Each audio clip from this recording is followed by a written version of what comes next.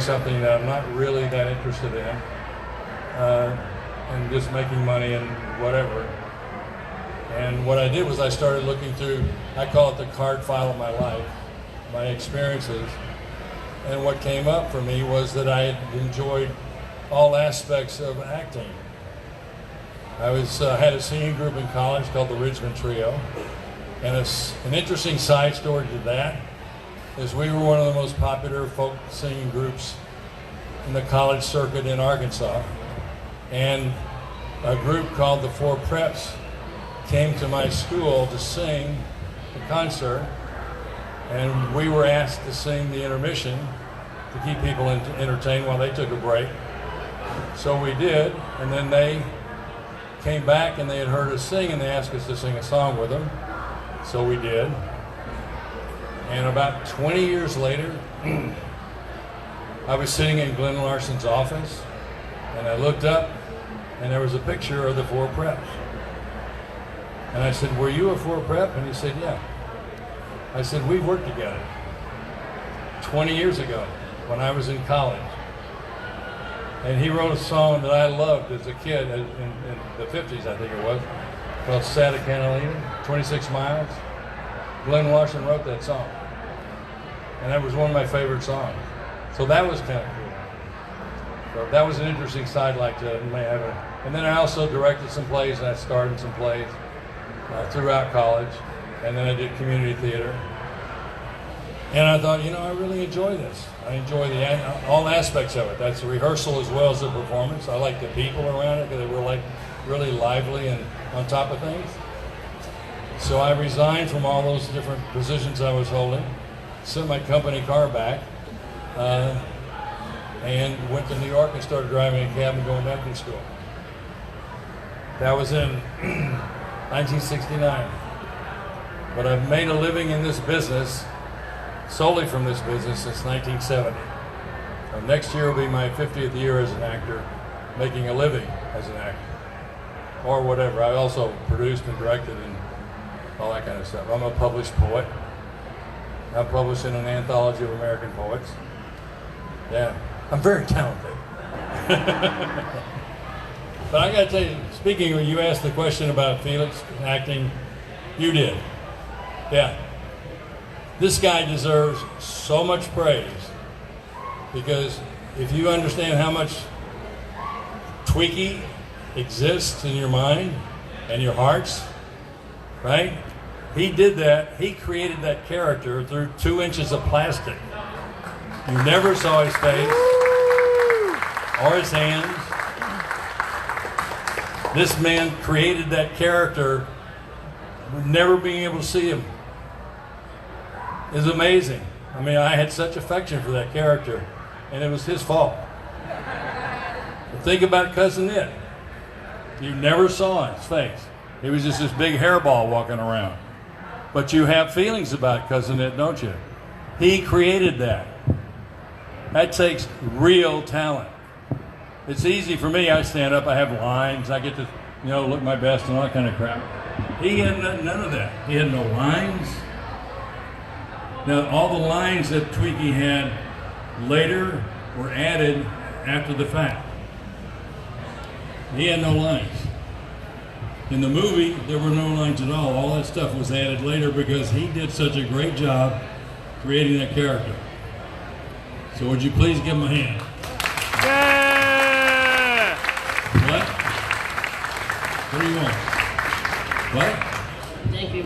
Oh, okay. Well, I want you to say it on the microphone.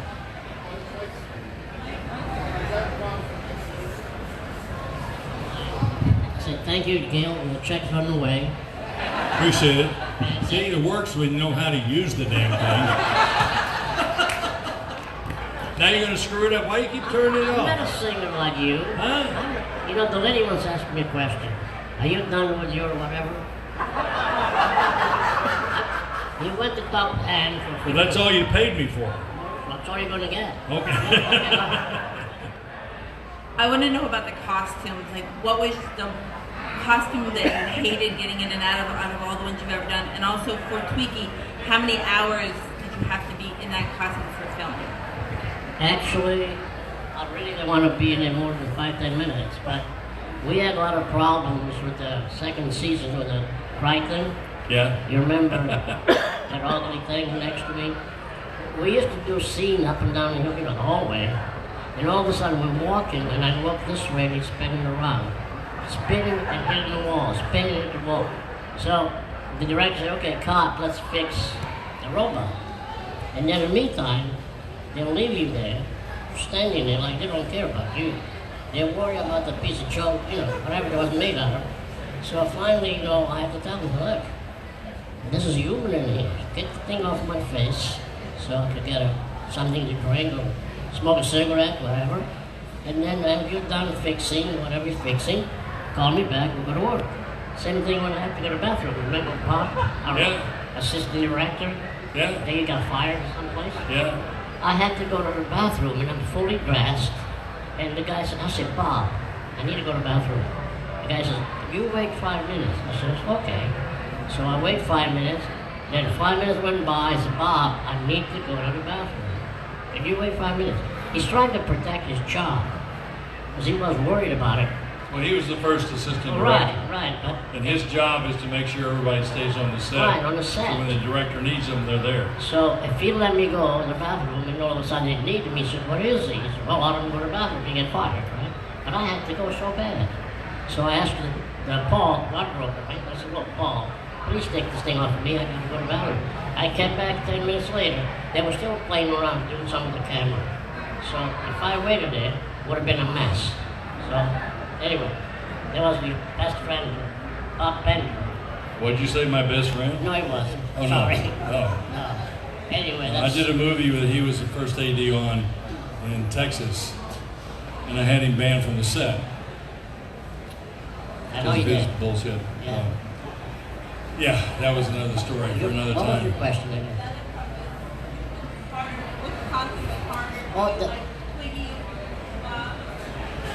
Actually, Tell them about Cousin Ed and what they did with that. no, Cousin Ed wasn't that bad. Tricky wasn't that bad. The problem we had with Tricky, couldn't go up and downstairs. So the gentleman next to me, he had to pick me up and put me in the fly in the ship. And every 5 minutes, he says, hey, get like Felix, you're getting fat, you're getting heavy. Well, this kid's wrong. I didn't want to say the word, but I used to say a lot of half-word. We're getting fat, half you, whatever, He's been using that word with me for 40-some years. 47 years. 47 years, yeah. Yeah. But there was no problem with it. Yeah. He has no problem telling me to F myself. I gotta tell you that. Well, we're friends, right? Yeah. I can tell you, whatever. Yeah, we're friends till the walls fall down. Don't You worry don't about mind, it. right? Huh? You don't mind. No, You I don't mind. yourself, you whatever. No, what? Anyway, that was not really a lot of problem with the costumes. Because, you have to do it. You have to, somebody has to pay the bills. Did you get your question answered, If you man? don't like it, then somebody else should wait at the door. You're welcome. Yes.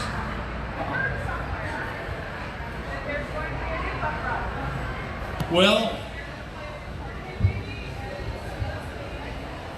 we'll see on all counts.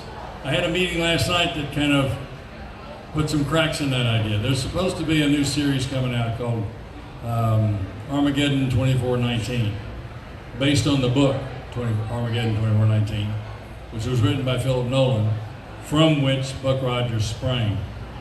But I'm not sure what's going on with it anymore. I had a long meeting last night with, trust me, I've been dealing with this crap for 40-some years. Oh yeah. So when I get back home, one of the first things I'm going to do is have a little conversation with them about how real this thing is and whether or not they can really move forward with it. Because someone else made an announcement 3 years ago at San Diego Comic-Con saying that they were going to do a motion picture called Armageddon 2419. And this is a guy who is a real powerhouse in the business. These guys, I'm not so sure about now. So, gotta pull back. Thank you. It's been tough because I was like, oh damn, again, one more time. Yeah, I tried 2 years after the show was canceled to talk to the delis, who are the people who own the rights to Buck Rogers, about doing another movie. So the thing made huge money. It was very successful. I'd like to do another movie. And they wanted to do the marketing first. They wanted to do the toys first and then maybe do a movie. I was like, that's not the way it works. You know, you do the movie, if it's popular, you spin off the toys or whatever happens to come out of that movie, and that's your marketing tool. Anyway, so we'll see. And yes, I'm supposed to play the President of the United States in that particular iteration that they were talking about. So we'll see what happens. I just have to... Well, there's in the Bible, which is basically, here's where the show's going to go for the next 5 years. There's a mention in there of the planet of little people. And there's a president of the little people who is a real mean bastard.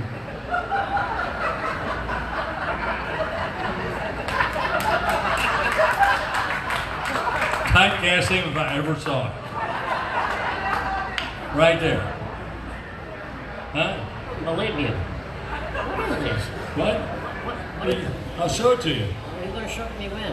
Yeah, you don't want to... I came to this town to have fun, and now I got my own. Okay, well, you're starting to... Your eye's starting to tear up. Well, you know what? People have a dry eye, and I tell my doctor, why is it called dry eyes? Drips all the time. So, it's been explained to you. huh? It's been explained to you why it's called dry eye. What?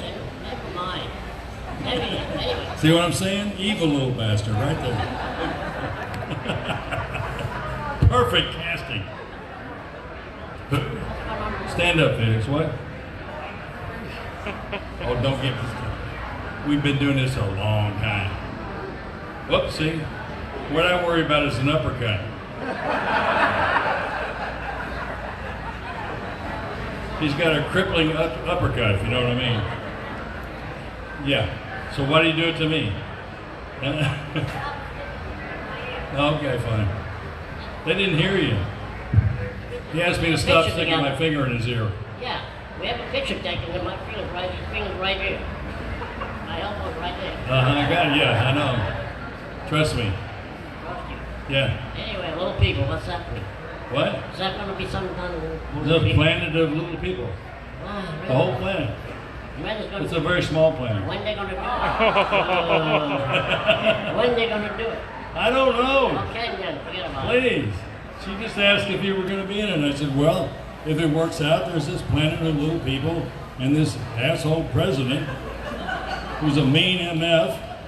And I said, you. Now, we've already done that, all right? We're boring these people. Let's get moving on. Moving on. Can I go? Moving on. Yeah, can I go now? No, you can't. Okay, why do you say moving on? Well, they'll be PO'd if you leave. No, they They'll don't. be stuck with me. They don't want to do that. Well, okay. Right. Anybody else have any other I'm sure somebody's got a question. Yeah. Get it off this. Okay, here you go. I got another one. Here you go. The question is for both of you. Outside of your professions, what brings you joy in life? So separate from what you get paid for on a daily basis, big or small? Waking up every morning on this side of the grass. That's always a good one. As they say, it's better to be standing looking at the grass than looking at the roots. So, what brings you joy in life, other than acting? Same thing, like get up in the morning, thank God on one more day, and I'm here. You know, who knows what's going to happen tomorrow, right? That's right. Right. But yeah, you know, It's just taking joy in living life as best I can on a daily basis. I try to stay very much in the now. That doesn't mean I don't make plans, but I try to enjoy every minute as it goes by. So, you know, it's interesting because if you think about it, you know, God gives us that much time. And there goes another time. Another slice. Another slice. Another slice. See how much time has already gone by? And it's like 6 clicks, and then